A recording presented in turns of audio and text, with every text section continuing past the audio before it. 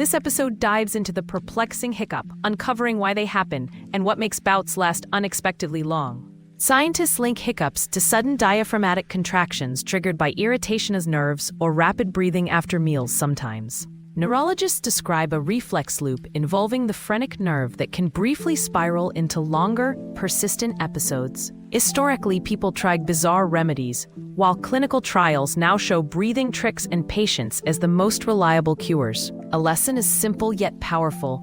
Learning how small nerves coordinate breathing offers insight into the brain's rhythmic control.